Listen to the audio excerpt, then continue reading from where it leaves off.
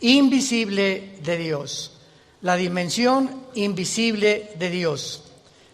En la primera carta del apóstol Pedro, si me quieren acompañar algunos de ustedes, quiero leer un pasaje donde Dios nos recuerda nuestra posición como cristianos y la importancia de guardar nuestro corazón. Hace unos momentos que platicábamos mi esposa y yo, estábamos comentando esto, ¿verdad?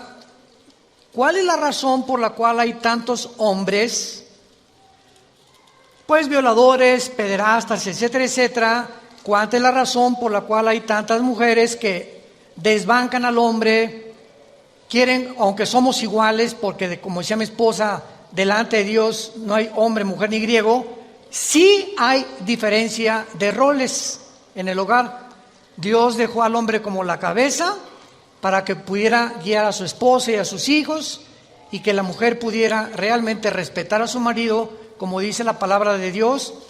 Y al no conocer estos roles y estas responsabilidades, el hombre se vuelve en autoritario, se vuelve en macho y comienza a abusar de su esposa como su esclava, la confunde como una sirvienta nada más, y tú estás aquí nada más, como decían los griegos. Esto no es del siglo XXI.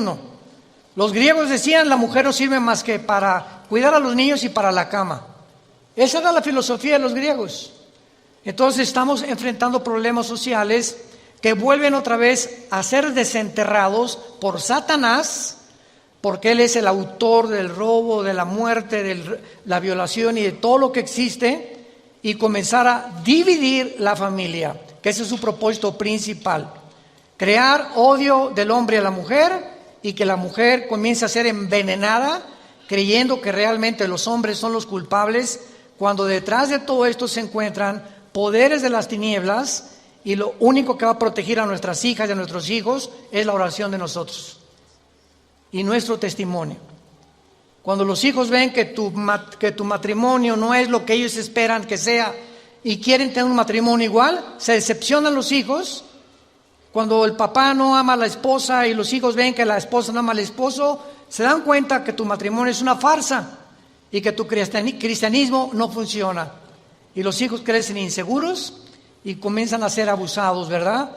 Por la falta de protección de la oración de los padres. Dice la Biblia que cuando los padres oramos por nuestros hijos, la oración es lo único que los protege y que los cubre con la sangre de Cristo. Y cuando olvidamos que eso es lo más importante, como decía mi esposa, adoctrinarlos, enseñarles la Biblia, mostrarles cómo pueden defenderse espiritualmente. Un muchacho que ora en la mañana, Padre, en el nombre de Jesús, soy tu hija, soy tu hijo, y me librarás del lazo del cazador, de la peste destructora. Tú cuidarás mi vida, cuídame en el camino, cuídame en el camión de hombres perversos, etcétera, etcétera. Dios contesta la oración. Eso es lo que tenemos que enseñarles a nuestros hijos, saber cómo orar y cómo usar las armas espirituales para poder deshacer los instrumentos de Satanás. En 1 Pedro capítulo 1, dice el versículo 13 en adelante, y quiero que esto sea la base de esta conferencia, de esta serie, la dimensión invisible de Dios. Por tanto, ceñid los lomos de vuestro entendimiento. Voy a ir despacito. Esta frase, ceñid los lomos, se encuentra continuamente en el original griego, y es una frase que en español como que, ¿qué significa ceñid los lomos? Entonces, esto significa que determinemos ya, que apretemos como apretamos el cinturón para sostener nuestros pantalones, que ya determinemos en nuestra mente entender la santidad. Entender la santidad. Es lo que significa ceñid vuestros lomos. Ya, por favor, aprieten su mente, ya hagas firmes tus convicciones, sean sobrios y esperen por completo en la gracia que se os traerá cuando Cristo sea manifestado. Esto es importante. No van a acabar las violaciones, no van a acabar la prostitución, no va a acabar la pobreza, no van a acabar las depravaciones sexuales, no van a acabar las guerras. Dios no nos envió a este mundo a cambiar completamente la sociedad, sino a detener el flujo y la fuerza de la maldad. Por eso se nos llama la sal de la tierra. Pero no vamos a acabar nosotros con la maldad. Hasta que Cristo regrese, Él va a acabar con la maldad. Mientras estemos en este mundo, vamos a enfrentar maldad. Y la maldad, dice Mateo 24:12, va a aumentar, por lo cual el amor se va a enfriar. ¿Saben qué es lo que se enfría? El amor por las almas. Ya los cristianos no van a tener amor por las almas, ni le van a querer hablar a nadie de Cristo, cuando es el Evangelio el instrumento que Dios nos ha dado para cambiar realmente la sociedad. Porque hasta que los hombres que nos escuchan ahorita no entiendan que Cristo pagó por ellos en la cruz y no inviten a Cristo como su Salvador, un hombre ni una mujer van a cambiar. Lo único que cambia es el nuevo nacimiento. Y fuera de eso, perverso es el corazón y engañoso más que todas las cosas. Hay un animal con el cual nacimos, que la Biblia le llama pecado, y que ahí está, los cristianos nos damos cuenta cada día que pasa y crecemos en Cristo más y más, que cuando ese animal que traemos de nosotros, aún los cristianos lo seguimos trayendo. Por ejemplo, tú tómate 2 o 3 copas de más, o trata de usar alguna droga, le abres la jaula al animal. Y te das cuenta, con 2 o 3 copas, o con una droga, que ya no haces, ni piensas, ni hablas como una persona normal. Y vas a hacer cosas que nunca harías en tus 5 sentidos. Es lo que Pablo nos dice en Filipenses capítulo 1, yo no soy como el que tiene confianza en la carne. Traemos un animal dentro, todos. Unos ya lo han domado, unos lo tienen enjaulado, unos lo tienen, el Espíritu Santo nos fue dado para ese animal poderlo amarrar y que no lo dejemos suelto, porque viene la anarquía. Es como un caballo salvaje que lo deja suelto y que sale, ¿verdad? Hay que meterle el freno al caballo, causarle dolor al caballo para que el caballo responda. Esto es lo que Pedro nos quiere decir. Aprieten ya los lomos de vuestro entendimiento, sean sobrios y esperen. Estamos viviendo una época donde estamos esperando que este mundo sea cambiado por Jesucristo. Y mientras Cristo viene, hagamos, como decía mi esposa, lo más que podamos para poder detener, no acabar, porque no vamos a acabar con la maldad, detener con nuestras oraciones y nuestro testimonio y la predicación del Evangelio, que la maldad no se reproduzca ni avance con la fuerza que está avanzando. Tenemos que aumentar las reuniones de oración en nuestras iglesias. Versículo 14, como hijos obedientes, no se conformen a los deseos que antes teníamos estando en vuestra ignorancia. Antes de ser cristianos, los hombres, ¿verdad? La mayor parte de los hombres están acostumbrados a ver a una mujer y comérsela con los ojos.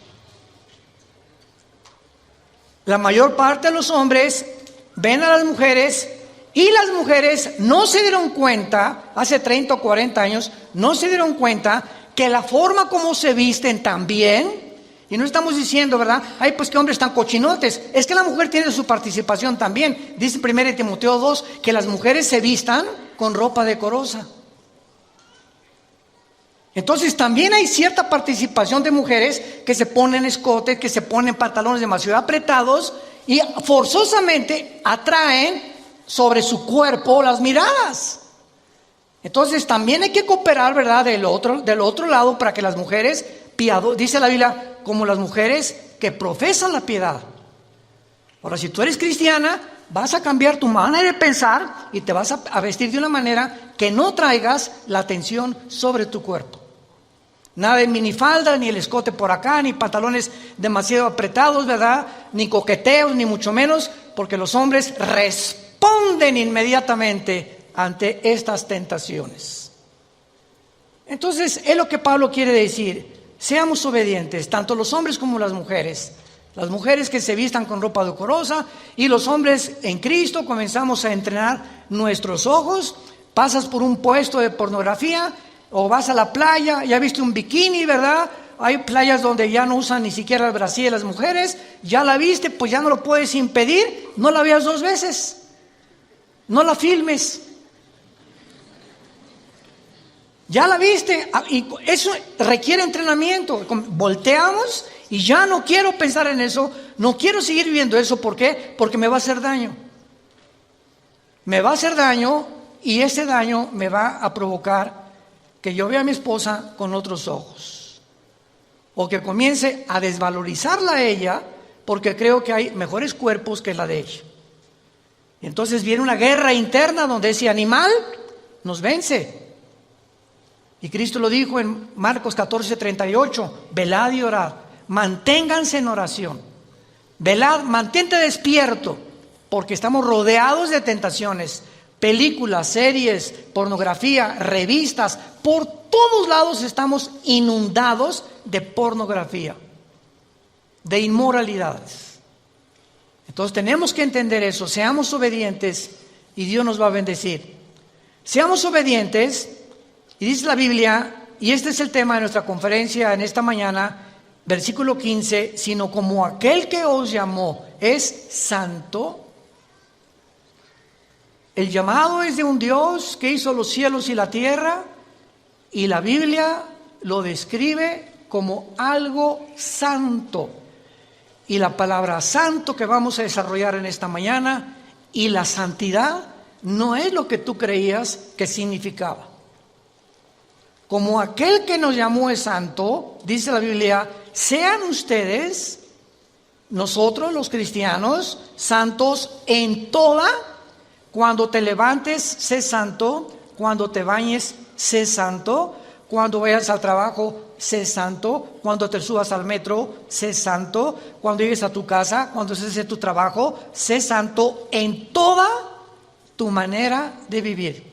Y cuando comprendamos por qué Dios anhela que nosotros comprendamos por qué Él es santo y por qué debemos ser santos, va a cambiar radicalmente nuestra vida, como he orado en esta mañana que lo haga. Y el versículo 17 dice, y si invocamos por Padre a aquel que sin acepción de personas juzga según la obra de cada uno, condúzcanse en temor todo el tiempo de vuestra peregrinación, sabiendo, recordando que el precio que se pagó por nosotros fue la sangre de Jesucristo.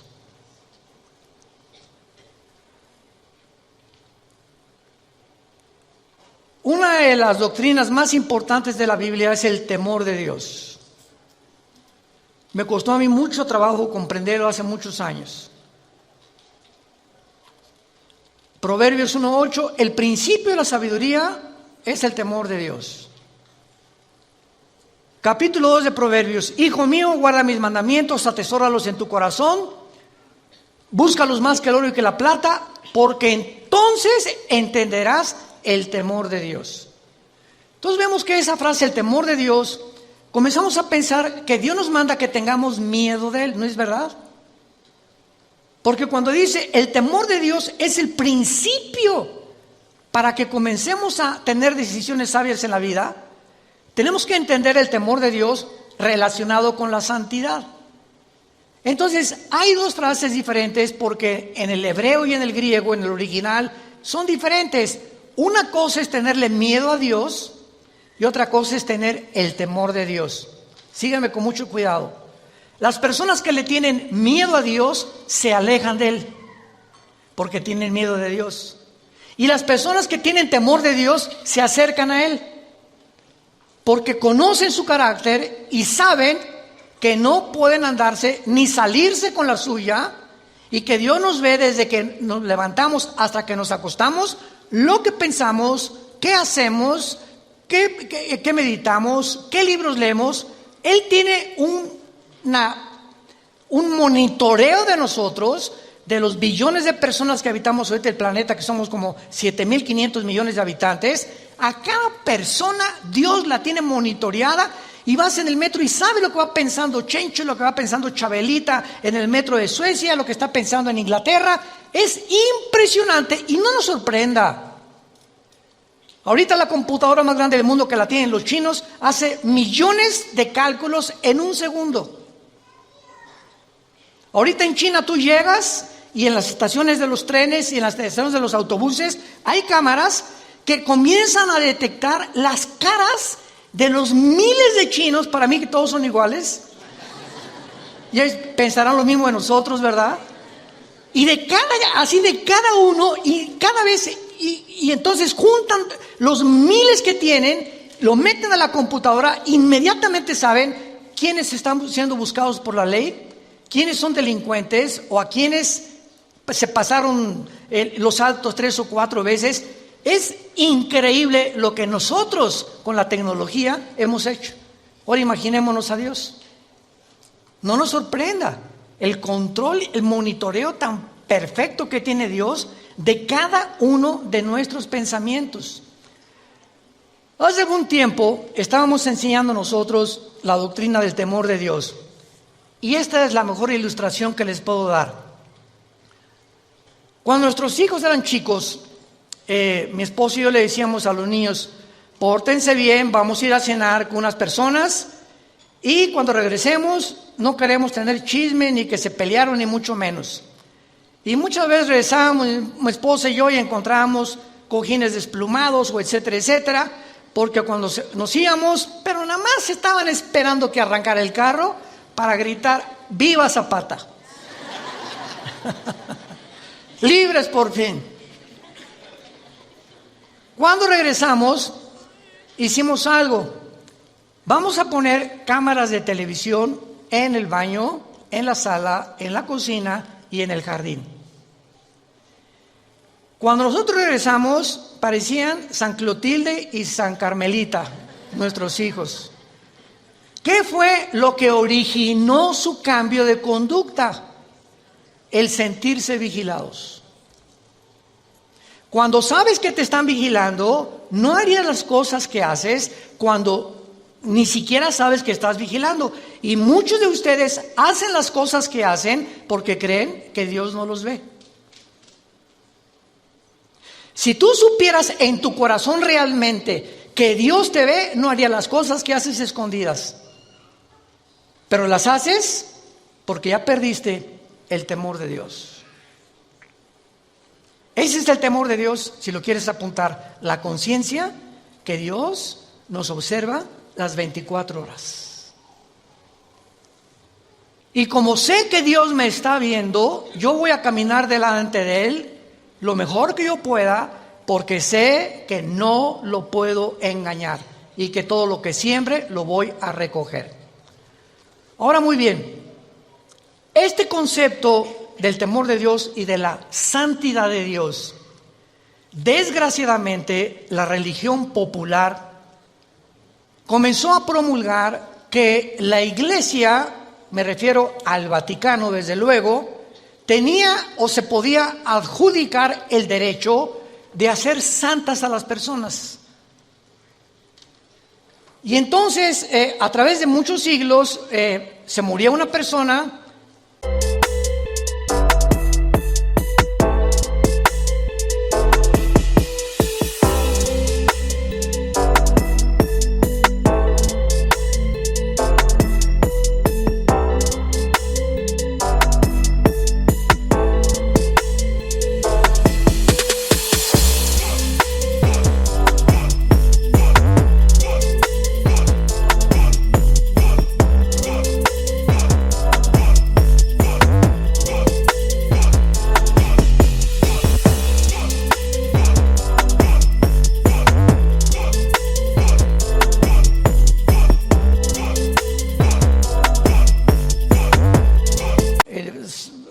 Se llamaba Carlos, Y entonces Carlos fue o monje o fue monjita Cleotilde, etcétera, etcétera.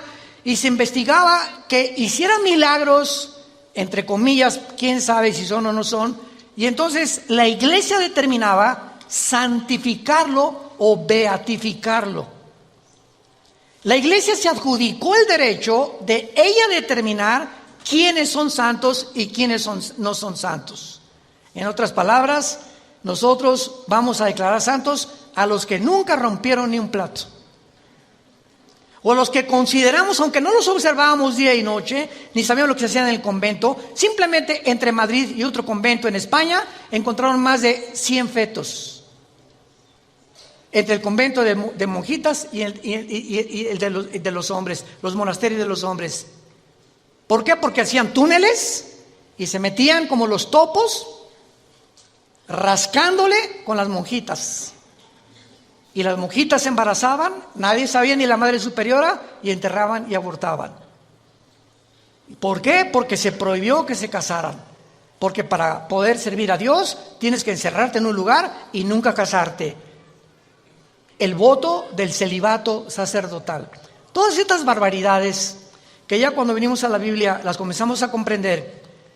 Venimos a la Biblia y encontramos en la primera carta a los Corintios, en la segunda carta a los Corintios, en el libro de Éfeso, en el libro de Filipenses, de Colosenses, de Gálatas, todas las cartas comienzan Pablo a los santos de Corintio, Pablo a los santos de Éfeso, Pablo a los santos. Vemos en la Biblia que Dios declara santos a los que han invitado a Jesucristo como su Salvador.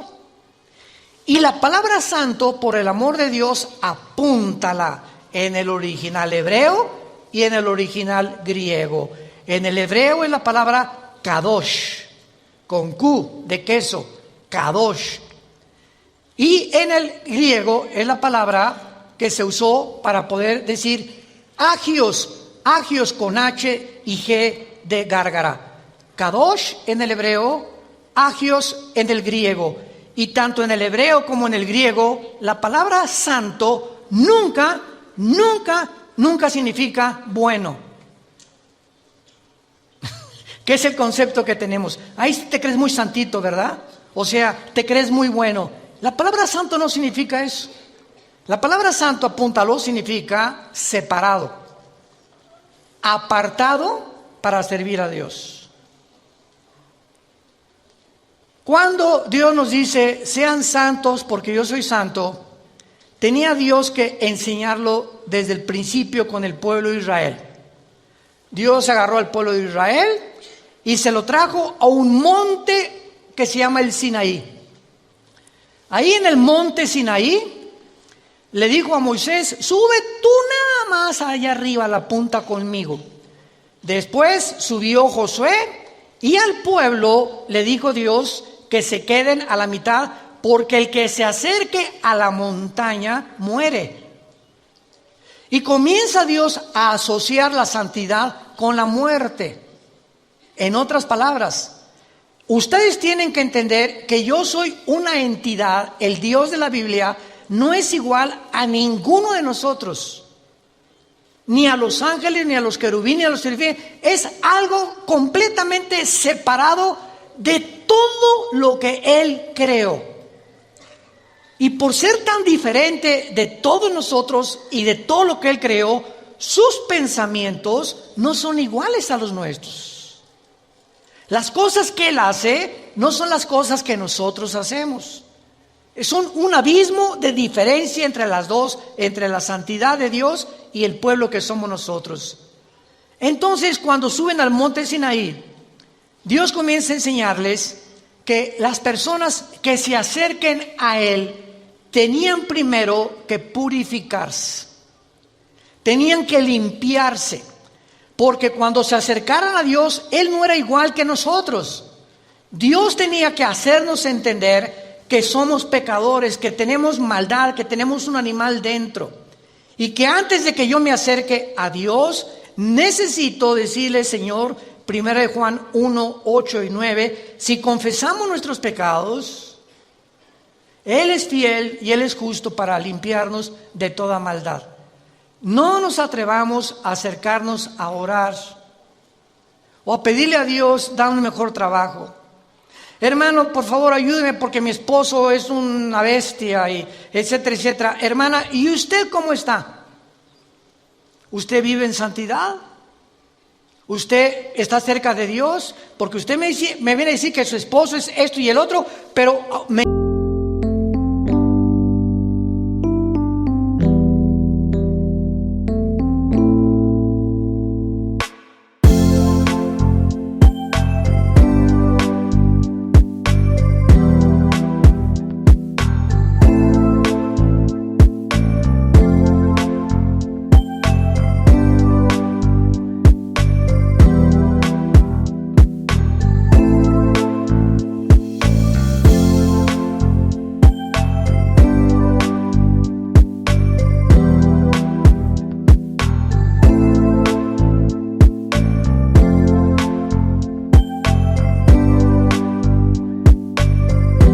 importa a usted, porque es la tendencia de nosotros primero tratar de arreglar la vida de los demás cuando nuestra propia vida está de cabeza. Entonces así no vas a poder cambiar a tu esposo ni tu esposa a tu esposa. Tenemos que comenzar a cambiar nosotros para poder efectuar un cambio con la persona que vive a nuestro lado. Muy bien, veamos este concepto entonces de la santidad poco a poco, porque ¿de qué manera es Dios diferente a nosotros? La respuesta es en todos los aspectos. Y como Él es tan diferente a nosotros, y nosotros somos pobres cucarachas, caracoles, con un cerebro de hormiga, comparado con la majestuosidad, la sabiduría, el poder de los pensamientos de Dios, estamos aquí como caracolitas. ¿Y por qué Dios permite los tsunamis? ¿Por qué permitió Dios las enfermedades? Él es bueno, ¿verdad? Pues si Dios es bueno y misericordioso, no hubiera permitido que un tsunami ahogara a 50 niños. Y no hubiera permitido que a esa niña la violaran. Y no hubiera permitido que a mi esposo lo mataran atropellado o lo asesinaran. Y comenzamos nosotros a fabricarnos un Dios de acuerdo a lo que nosotros creemos que debería de ser y no el Dios de la Biblia. Vea la gran equivocación que tenemos cuando comenzamos a caminar con Dios. Él no piensa igual que nosotros. Y detrás de muchas cosas que suceden en el mundo se encuentran escondidos secretos que Dios se los revela a los que caminan con Jesús de la mano todos los días. Porque el precio que tienes que pagar para caminar con Dios es la humildad y la santidad. El Espíritu Santo. ¿Por qué se llama Santo el Espíritu de Dios? Porque me dice el Espíritu Santo: Armando, agárrate de la mano.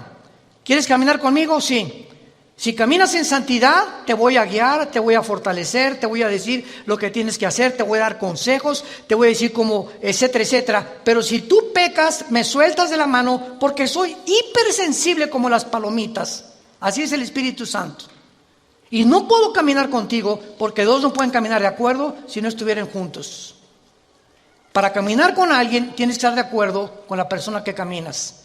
Y si quiero que el Espíritu Santo me guíe, me fortalezca y me enseñe, tengo que entender la santidad, porque Él es santo, santo, santo.